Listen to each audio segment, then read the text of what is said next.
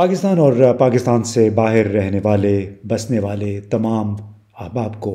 السلام علیکم جناب۔ آج 3 نومبر یعنی 3 نومبر 2022 کو 27 دسمبر 2007 کا ایکشن ریپلے ہوتے ہوتے رہ گیا۔ 27 دسمبر 2007 کو بے نظیر بھٹو صاحبہ کی شہادت ہوئی۔ راولپنڈی لیاقت باغ کے جلسے کے بعد کم از کم 150 افراد دوسرے بھی اس میں جان سے ہاتھ دھو بیٹھے۔ آج خوش قسمتی سے وزیر آباد کے قریب جب عمران خان اور ان کے ساتھی گزر رہے تھے اپنے لانگ مارچ کے سلسلے میں، تو ان پہ آپ نے بہت کچھ سن لیا ہوگا۔ اب تک فائرنگ ہوئی، ایک وقت میں کوئی مشین گن ٹائپ فائر تھا، 8-9 گولیاں، جس کے نتیجے میں وہ زخمی ہوئے، اور اس کے بعد ڈسٹریکشن کے لیے یعنی توجہ ہٹانے کے لیے 2 پستول کے فائر بھی سنے گئے، اور جس شخص کے ہاتھ میں وہ پستول تھا اس کو بظاہر گرفتار بھی کر لیا گیا۔ اس کا ویڈیو پیغام بھی سامنے آ گیا جو کہ انتہائی غیر پروفیشنل کام تھا۔ خوش قسمتی سے عمران خان جو اس حملے میں محفوظ رہے، پنڈلی پہ ان کو 1-2 گولیاں لگی ہیں، اور اس طرح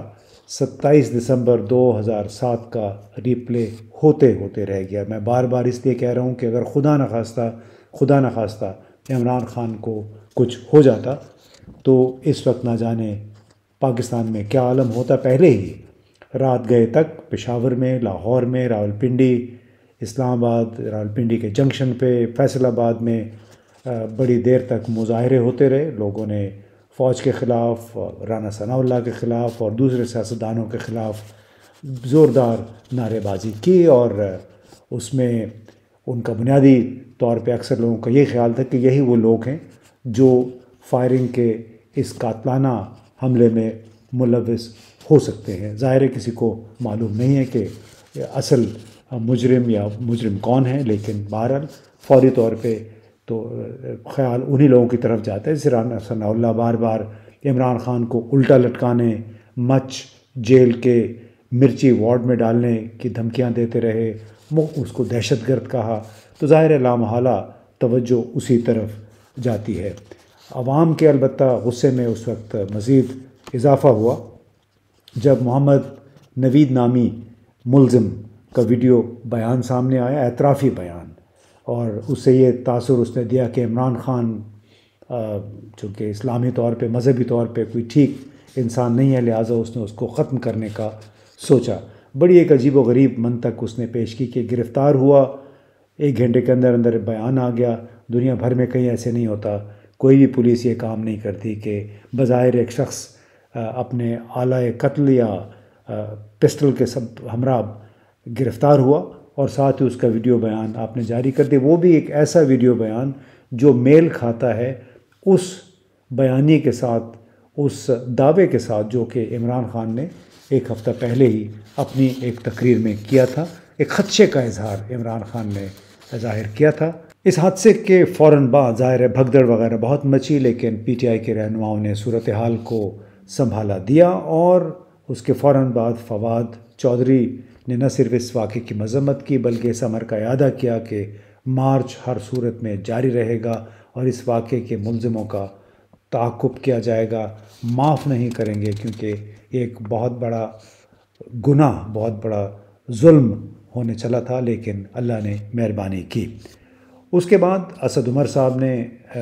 عمران خان سے ملاقات کی اور ایک اپنا ویڈیو بیان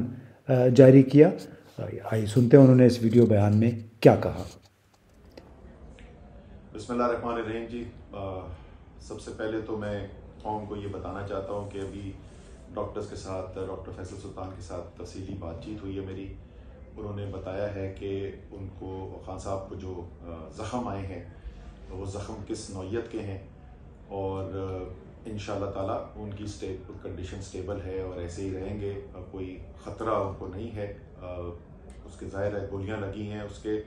پیلٹس لگے ہوئے بہت سارے، تو یہ کہنا مشکل ہے کہ وہ 2 ہیں یا 3 ہیں، لیکن ان کی ٹانگ کے نیچے والے حصے بھی لگی ہے، ہڈی پہ بھی چپ ہوا ہے، اور اوپر ران کے اندر بھی ان کو یہ گولی لگی ہے۔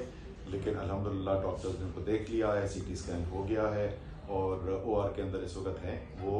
अल्हम्दुलिल्लाह स्टेबल है। मेरे ख्याल में अब किसी भी शख्स को ये अगर शक था तो वो शक दूर हो जाना चाहिए कि इमरान खान जो बार बार ये बात कहते थे कि मैं इस मुल्क की हकीकी आज़ादी के लिए अपनी जान देने को तैयार हूँ, उसमें किसी को शक नहीं रह जाना चाहिए।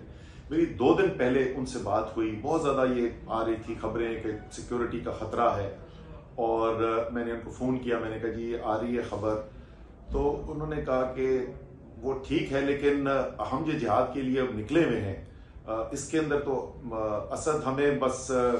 अल्लाह पर ईमान रख कर अल्लाह के ऊपर छोड़ना चाहिए, वो अल्लाह ताला हमारी हिफाजत करेगा। और मुझे यकीन है, ये मैं दिल से मैं हमेशा से मानता हूँ, अल्लाह ताला का साया है इमरान खान के ऊपर। इंशाअल्लाह ताला उसने भी बहुत बड़े बड़े काम कराने इस मुल्क के लिए इमरान खान से, इंशाअल्लाह ताला वो हिफाजत रहेंगे।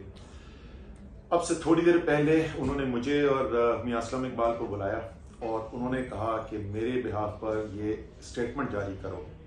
क्योंकि वो कह रहे हैं कि मेरे पास पहले से भी कुछ इन्फॉर्मेशन आ रही थी जिसका हमें पहले पता नहीं था, लेकिन उन्होंने ये कहा, और उन्होंने कहा है कि 3 लोगों के ऊपर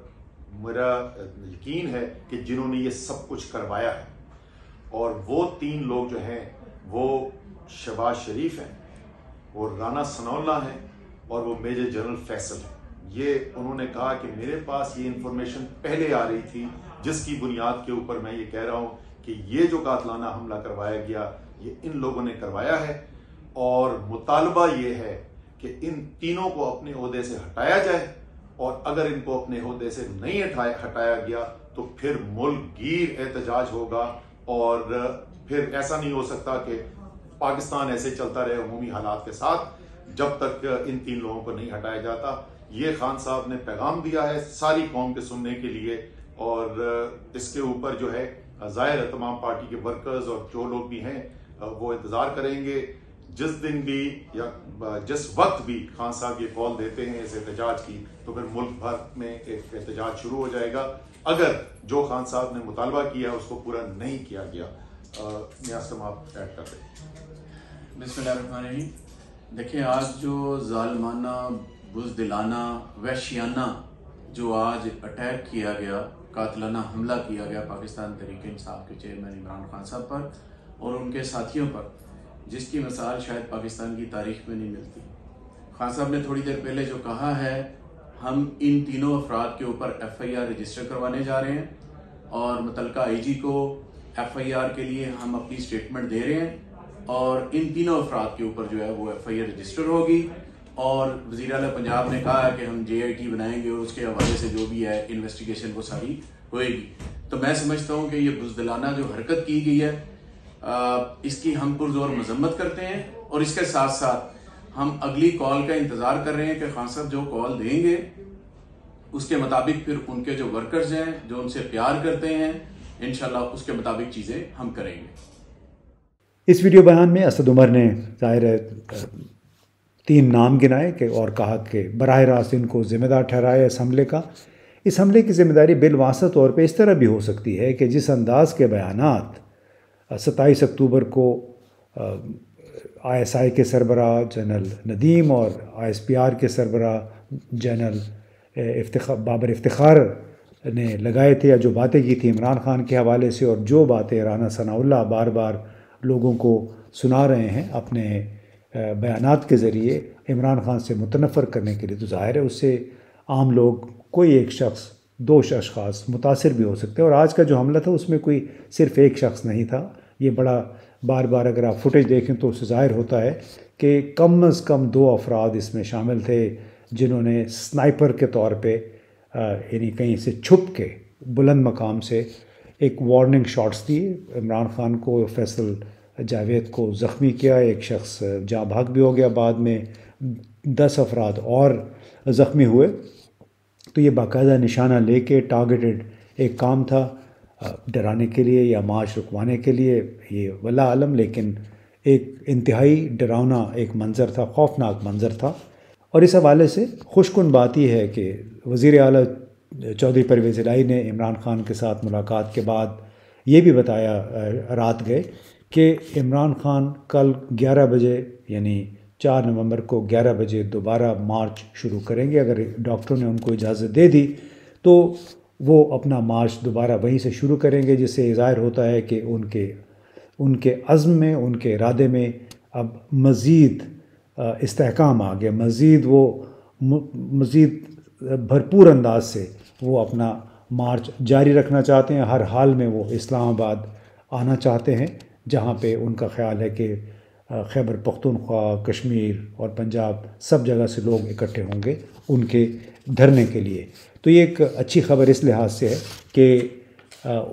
وہ محفوظ رہے، اللہ کرے باقی جو لوگ زخمی ہوئے ہیں وہ بھی جلد از جلد ریکور کر جائیں۔ تو دوستو، اگر تو اس واقعے کا مقصد مارچ کو روکنا تھا، ڈسرپٹ کرنا تھا اور عمران خان کو ڈرانا تھا، تو محض وقتی طور پہ یہ ہوا کہ مارچ رک گیا ہے۔ اور اگر کوئی عمران خان کی شخصیت سے واقف ہے تو وہ ایک فائٹر ہیں،